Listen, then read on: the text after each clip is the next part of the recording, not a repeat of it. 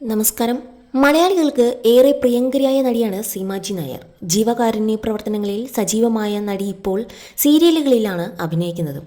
അന്തരിച്ച നടി ശരണ്യയുടെ ചികിത്സയുമായി ബന്ധപ്പെട്ട് സീമ സോഷ്യൽ മീഡിയയിൽ ഒരു വീഡിയോ പങ്കുവച്ചിരുന്നു. അതോടെയാണ് ശരണ്യയുടെ ആരോഗ്യനിലയെക്കുറിച്ചുള്ള വിവരങ്ങൾ പുറത്തു വന്നതും. ഇപ്പോഴിതാ ശരണ്യയുടെ അന്നത്തെ അവസ്ഥയെക്കുറിച്ച് തുറന്നു പറഞ്ഞിരിക്കുകയാണ് സീമ.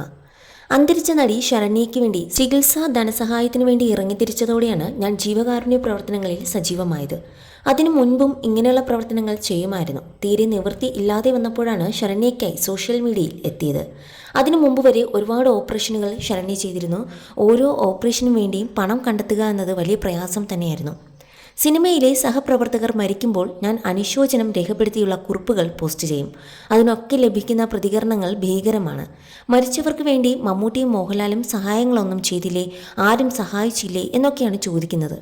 കൊടുക്കുന്നതും കൊടുക്കാത്തതും അവരുടെ വ്യക്തിപരമായിട്ടുള്ള കാര്യങ്ങളാണ്. ആ താരങ്ങളെയൊക്കെ ആരും അറിയാതെയാണ് സഹായിക്കുന്നത്.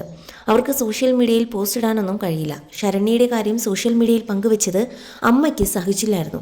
അങ്ങനെ ഞാനും അമ്മയും തമ്മിൽ പ്രശ്നങ്ങൾ ഉണ്ടായിട്ടുണ്ട്. അവൾക്കും സഹിക്കാൻ കഴിയില്ലായിരുന്നു. പക്ഷെ അവളുടെ ജീവൻ നിലനിർത്തേണ്ടതിന് അതിന് അനിവാര്യമായിരുന്നു.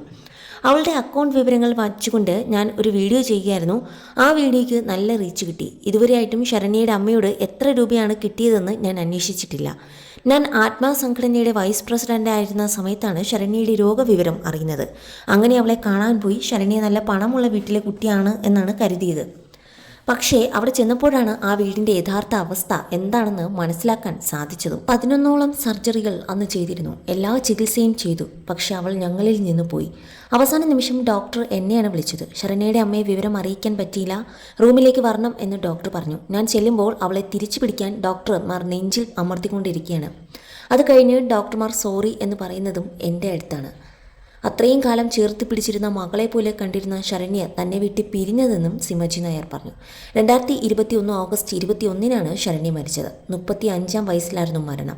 ശരണ്യയുടെ മരണം അമ്മയെ ഏറെ ബാധിച്ചിരുന്നു. അമ്മയ്ക്ക് ആശ്വാസമായി സീമാജി നായർ എപ്പോഴും ഒപ്പമുണ്ടായിരുന്നു. 2012 ശരണ്യയ്ക്ക് ട്യൂമർ ബാധിക്കുന്നത്. 11 സർജറികൾ വരെ ചെയ്തു. മരിക്കുന്നതിന് ആഴ്ചകൾക്ക് മുമ്പ് ശരണ്യയ്ക്ക് കോവിഡ് ബാധിച്ചിരുന്നു. കോവിഡ് മുക്തിയായെങ്കിലും ആരോഗ്യസ്ഥിതി മോശമാവുകയായിരുന്നു.